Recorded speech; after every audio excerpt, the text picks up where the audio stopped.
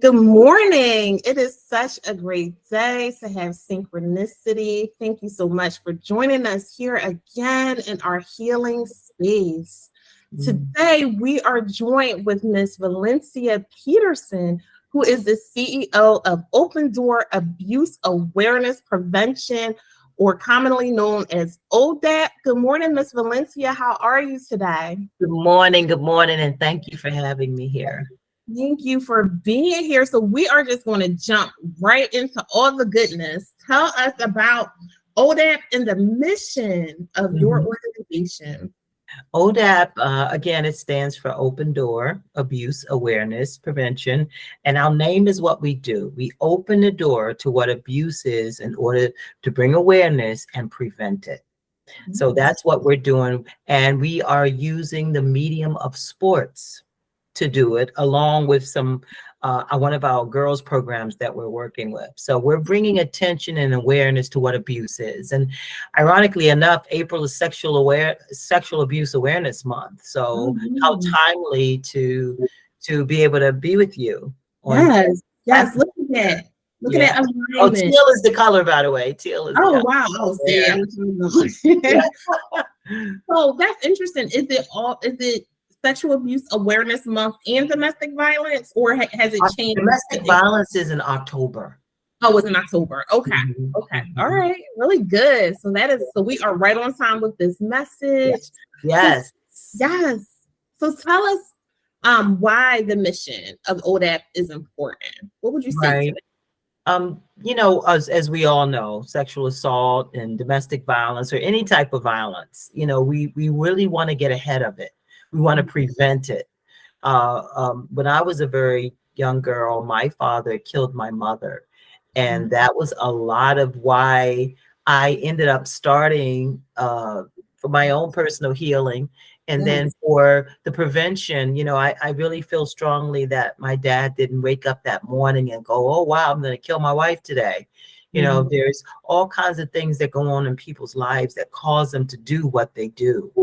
And I think it's very important. And one of the reasons why I started ODAAP was to get ahead of it so that no young man in particular, at the time when I first started ODAAP, I wanted to reach young Black men and get ahead of anything that might have caused them to do something that they would regret for the rest of their life. So that's the mission. Basically, we want to create upstanders instead of bystanders.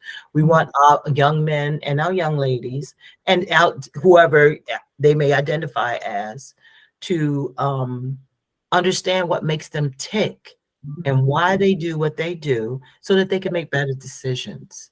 So prevention for us is more like understanding and knowing yourself so that you make better decisions. I love it. And it's really interesting. So you're saying in the beginning, at the inception, your goal was to reach out to young men, and then it kind of evolved to be inclusive of men and women. It was because I became a football coach. Most people call me Coach V because I coached football for a number of years, and then I stepped down due to the increase in violence in the Philadelphia area. And I felt like, well, actually, if I'm honest, more coaches saw what I was doing with my team and said, we need that on our team. And after a while, I was being pulled so much to other teams that it became apparent I couldn't be dedicated to one team with my program. So I ended up, out of necessity, moving forward with other teams to do the same thing I was doing with my first team that I coached. Yeah, that is amazing. Really amazing work. So Ms. Valencia, what type of impact would you say that mentorship programs have on our young people? The mentorships, like you said, there's many people that's doing, that's my husband there. There's many programs, especially in the Philadelphia area, that are doing mentorship, Ordinary Heroes, and so many others. And it's definitely huge. Most of our young men are growing up in a single parent home, as we know, whether it's grandmom only, not even dad and mom, and they need that person that they could open up to and trust to be that person that they can go to when they're having a hard time. Mentorship is key, but I need I make a special emphasis on what effective mentorship looks like. You know, you can't have this drive-by thing when it comes to mentorships. You know, like if you have a program where, you know, you are needing to reach so many children or young people to fulfill your grant, right? Then that's not mentorship. That's not mentorship.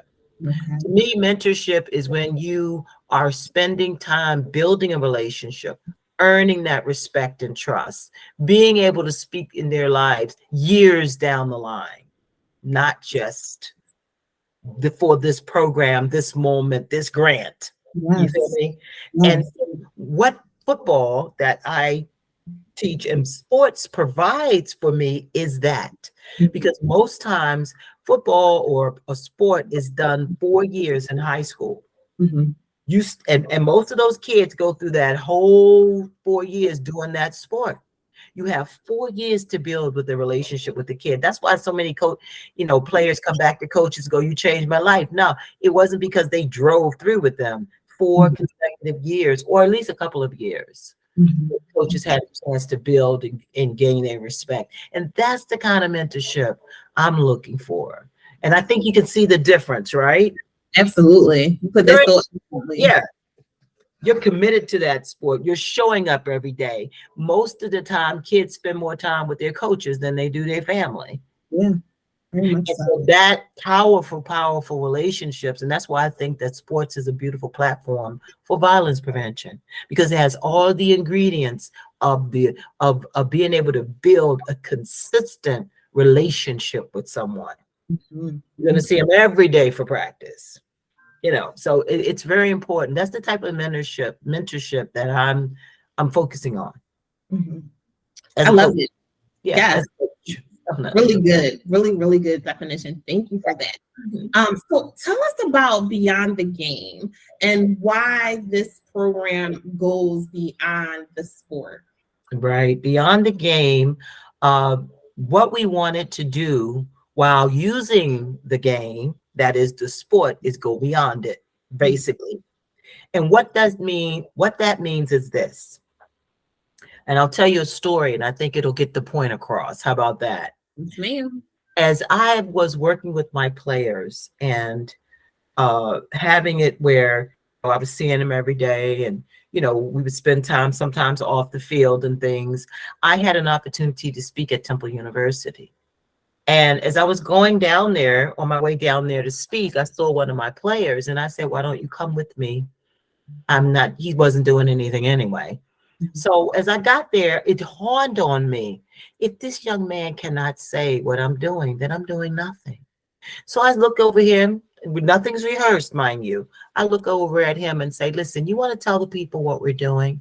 I figured whatever he lacked or whatever he missed, I could take up. I could fix it. I could fill in the blanks. So my young man went up there and he started speaking, just off the cuff. He's not rehearsed, "Well, I'm really proud of what we're learning. Coach V is teaching us a lot." Then he paused and he said, "Because things haven't been going so well at home. My dad hasn't been treating my mom right. And now I know, and I'm teaching my dad how to treat my mom." Wow. Now, you must understand, I had no idea he was going to say that. This wasn't rehearsed. I sat there and was floored. I wasn't ready for that. I was not ready. And they looked at me and I said, "That's what we do. I think I have nothing more to add." Really, because that's beyond the game. Yes. That's beyond the game. And I wouldn't have known that had I not brought him with me, but he wouldn't have come with me if we hadn't had the relationship. Who wants to spend time with an old lady, if you will? You know what I mean? You want to spend time with your friends, but he came with me. And and those stories continue and have continued for years now with ODAAP. That is powerful. Powerful. Yeah. Thank you for sharing the story, because it really does hone it in. Yes. Right. Beyond the game. Yep, beyond the game. And he was able to paint a really colorful picture Mhm. of what this program was doing in his life. Yes, The student became the teacher. exactly. So that is really powerful. Thank you for that. So Mhm. piggybacking off of that a little bit, tell us about the Intentional Caring United Mentorship Program, and how do you think this program is meeting its vision? Well, first of all, Intentionally Caring United, for those who don't know, is our, well, we say girls program, but it's open to anyone who wants to be a part. Um, the thing is that I had no intentions of doing anything with girls, to be quite honest with you, or anybody who identify as such, if you will, Mhm. because I was focusing on young men and just young men and, violence, football. And the school that I was working at, one of the schools that I was working at, the girls would see me all the time. And one girl in particular, she's a Muslim girl. She said, "Coach V, you always here for the boys. Why come you not here for us? We want a girls group." Oh my gosh, this little girl, she pursued me to the point where I was worn out. And I That's the kid you girl for not, you. Fatima, her name's Fatima. And finally I said, okay, okay, okay. Well, if this is going to be a group, it's going to be your group, by you, for you, and I'll help. And that has grown into 124 girls on our roster who meet every Tuesday with an attendance of at least 60 girls for the whole school year. And again, we just met on Tuesday. We'll meet next Tuesday. We meet every Tuesday. And it's usually between 40 and 60 in that room every time. And the way I believe we're meeting our goal, or first of all, they're showing up. I never thought, imagine that this girls group is in its third year and it's done nothing but consistently grow. I never thought that I would be this deep into this kind of group with my girls. Football was what my mind was set on, young men and prevention. These girls have blown my mind. Number one, the way they have committed themselves to this group, the way they greet each other. "I see you." That's how we greet each other. We don't say hello. We say, "I see you." If a girl stands up in the meeting and is talking about something that's going on with her, the whole group says, "I see you," just to let her know that she's seen and she's not alone in something she's going through. So, I feel like with the girl, and then the girls that graduate come back and pour into the girls that are still there. It's taken on a life of its own. We have our own high school sorority at this point. That's what it feels like. But I'm only doing that in one school. I couldn't do it in many more. But I'm doing that. So I feel like we're fulfilling our purpose in that we have that retention. Again, the same school, years. I have girls now that have been in our program for 3 years, 4 years, and they've been there and they're consistent. And it's definitely feeling, what it's doing, it's giving my girls a safe place. When they can't talk to mom, they have safe place. Because within our programs, just to tell you a little bit about our framework, within ODAAP's program, one of the things that's mandatory is that we have a therapist. It's mandatory that we have some sort of mentorship involved. We keep in touch with our, I see my girls every week. Again, mentorship every week.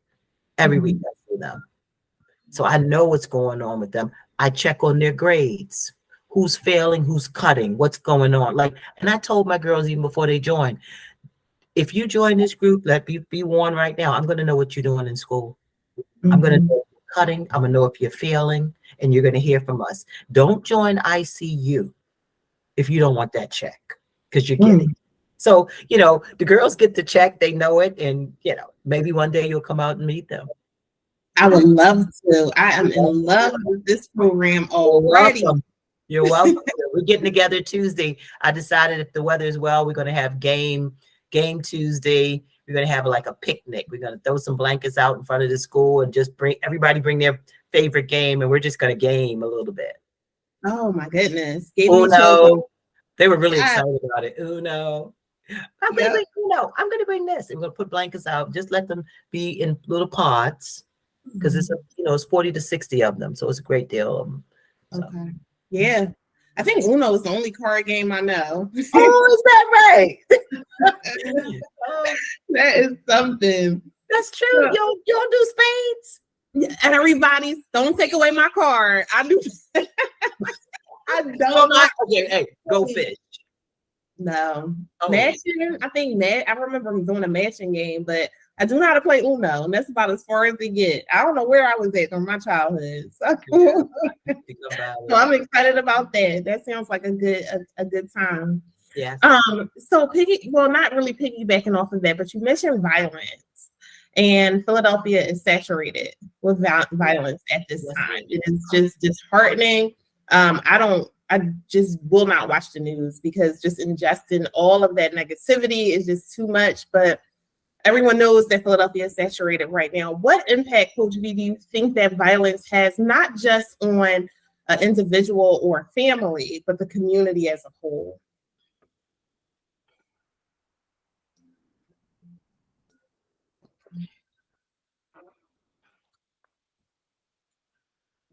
There's a couple of things with that question, to be honest with you.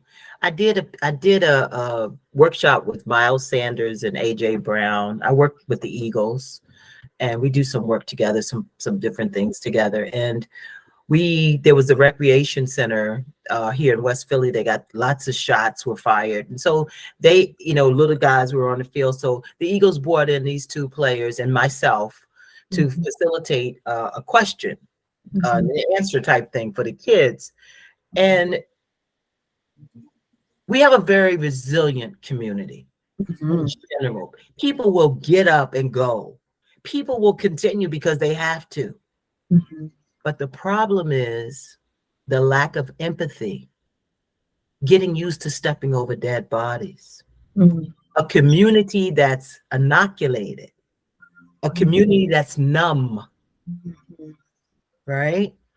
To what's going on is what we are dealing with and what we have and what we're fighting against and what is our struggle. One of the things that I'm stressing to my young men is the need for empathy, because my young men have held their friends in their arms while they've died. My young men have been in the line of fire, just missed it, right? And ran away from it, only to find that their buddy didn't get away with them. But they must go on. They will go on. But having a community that still has empathy is something that we really, really want to make sure of. I know I do, and the young men that I'm working with, telling them it's not normal. It's not normal. You may feel like it's normal. Well, it is normal in the sense that this is happening every day, which it shouldn't be normal. But the idea is we want our kids to still feel. And, okay, so let me give you an example. So you're walking down the street. Oh, this always happens, right? And you keep it moving. To some degree, that's the way you do need to live. But it might be one of those times that you could do something to prevent it and still be safe. But because you're like that, you keep moving. Do you get the difference? I see it. Yeah. Not that you couldn't do something at that point, but because you're so used to it, you keep moving. When you could stop and go, you know what, let me make this difference right now because I can. I'm not in danger. This is not going to put me in danger. I can help here. So that's one of the things I think it has. And then on the other, swinging to the left here, it's noticeably bringing communities together too. No more, there's this big youth march going on right now in the city of Philadelphia. I think they're going to Harrisburg next, demanding justice and the end of the violence. Youth are speaking up more. Yeah. Because they deserve to be young. They deserve to be young, right? They deserve to be young. They deserve to be young. But you got both of the things happening in the community. And I hope I've given a good picture to both of them. Yeah, outstanding picture. Thank you. Coach V, how could someone volunteer to be a part of this program? We're always looking for mentors. Always looking for mentors.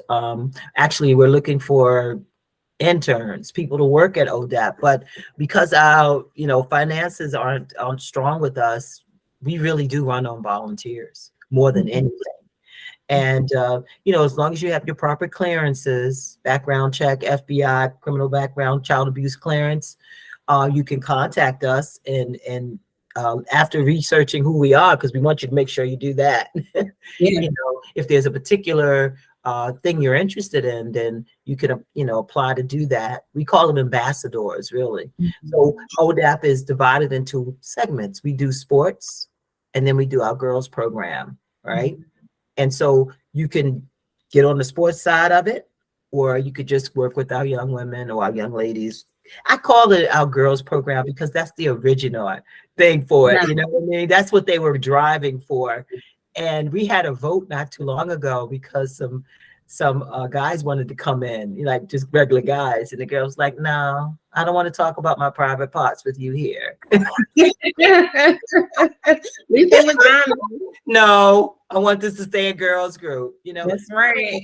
They were like, there's stuff for LGBTQ plus, but where's the girls? We want to talk about girl stuff, So I was like, okay, we're going to keep it a girls group, Girls group. Girls group. Yep. But it was a different, because there was the LGBTQ plus group in the school, but there was nothing in her mind for girls. Yeah. Just I want to be a girl. That's right. And but guys saw what we were doing, and it was like, well, we want to come in. The girl's like, no, I don't want to talk about my private parts around you. and in some cases, no matter how you identify, I don't want to talk about my private parts around you. So I even had some of my guys who were, more like identifying that way. Even girls was like, no, I don't want to do that. So, we had to make it like a gender specific type group, just because of that almost, So I love how vocal. What was it, Fatima? Yes. Yep. How Fatima. Yes. How vocal she was, and how they are sticking and staying with their girls. She did an interview one time that blew me away, talking about her, trying to get ICU off the ground. She said something like, Miss V didn't want us. Ooh. She said that. I was like, whoa, because, she was just talking. And I wasn't about to jump in there and critique her. She was speaking from her heart. But she said she didn't want us at first. She didn't want us. I was like, oh my God, I wanted you. I just was beyond about and traumatized the baby. And she said, but we made sure she took us. And I was like, right. Yeah, that's right. It's like, I wanted you, So Coach V, you expend a lot of energy pouring into these children and teens and young adults and getting them. Coaches, don't forget the coaches. The coaches. Grown men. Yes. Pouring yourself into these individuals so that they can be better than what they were prior to their interactions with you. So tell us, what stress reduction techniques do you currently utilize? How do you keep yourself balanced and grounded? My first and foremost is prayer. I pray. I don't know if I wouldn't call myself spiritual or religious, but I do believe in Jesus, and I do my faith is very, very important to me, and alone time, quiet time, time to hear nothing is very, very important to me. And I repeat that, time to hear nothing is very important to me. And I mean nothing. It might take me a half an hour to get to that point. But if I can do mindfulness and just focus on, the sound of my feet that's hitting the track, the bird that I hear in the distance, in a quiet place by myself, that refreshes me. Yes. I need that quiet, and journaling really helps. We call it brain dumping, right? Yes. Get it all out, so that we have space to hear quiet. Those are the things. Of course, your typical things. Your massage is always wonderful. Oh yeah. But I quiet is a good thing. Quiet is, especially when you have girls and guys in your ear all the time. Yesterday, I spent time with a football team that I work with, MOTEP. I took the offensive coordinator and the offense line, the O-line, bowling. And it was such a joy to be with them. I had such a great time with them that really it energizes me. You know, you would think that would drain me, but in truth, at that moment, I'm very energized just to be with them. And I feed off their energy, you know. And of course, when I get home, I'm That's right. Quiet. I need quiet. Quiet. So I try to evenly balance things out. Sometimes I don't do a good job at it, but I try. That's all we can do is to show up and try. Coach V, this has been a joy. What else would you like to share with us that we didn't cover this morning? I want to say this. The most slept on part of the body is the brain. And there's a lot of heavy duty development going on in the brain. There's a lot of, if you can imagine a computer, and your brain is like a computer, only 100 times more. And all the time it's developing and growing. And your brain doesn't go out of adolescency until like 28. Now 28 with COVID. COVID has done a job on all of us. But I think it's so important that we understand what's going on in our young people's brain, not just what we see with our physical eyes. They're all over the place. They don't know what they want to do. I would never want to be in my 20s again. And everybody would say, oh, it's puberty. It's also your brain deciding what it's going to do. There's a lot of gray matter in your brain when you're first born. And it's a sponge. You know, I got my brain here, right? It's a sponge. It takes in everything. It's a lot of gray matter in that brain. At 2 years old in infancy, as you start to get older in your teens, some of that gray matter starts to get shaved off because the brain is saying, oh, I don't need all that. Let me decide what I really need. Hence becomes all the back and forth. Am I going to do this? Am I going to do that? It comes from your brain deciding what it's going to do. Without our brain, we are nothing. Yeah. And I think that it's slept on. And I think if we looked at everybody, or at least some of the brain states that we're in and how trauma affects the brain, then I think we'd understand ourselves better, believe it or not. Because if you're coming out of adolescence brain-wise at 24 and 25, right? All that time has been shaping you.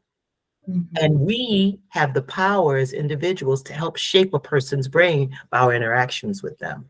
And believe you me, I go much more deeper when I'm training my coaches in that. Right. So there's a lot that we do. Yes, Coach B, you are bowling down my alley. I'm a trauma therapist. And during every session, not every session, but those initial sessions, that is what brings me the most joy, is teaching about what trauma does to the brain. So, yep. So I enjoy those few sessions that you shared with us. I said, oh yes, this is my territory right here.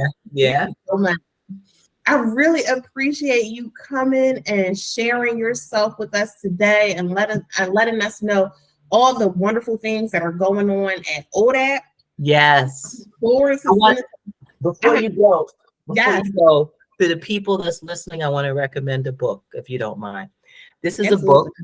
It's called What Happened to You. I recommend this book. It's written by Dr. Bruce Perry and Oprah Winfrey. I recommend this book if you want to understand yourself a little bit better from your brain perspective. I will be ordering that, and I will make sure that link is in the bio of this video. Thank you so much for that recommendation. I look forward to spending some time with you guys on Tuesday. Come on down. So until next time, Coach V, my wish for you is to continue to be brave, be magical, and above all else, be well. Thank you so much. Have a good day. Thank you for having me. Thank you.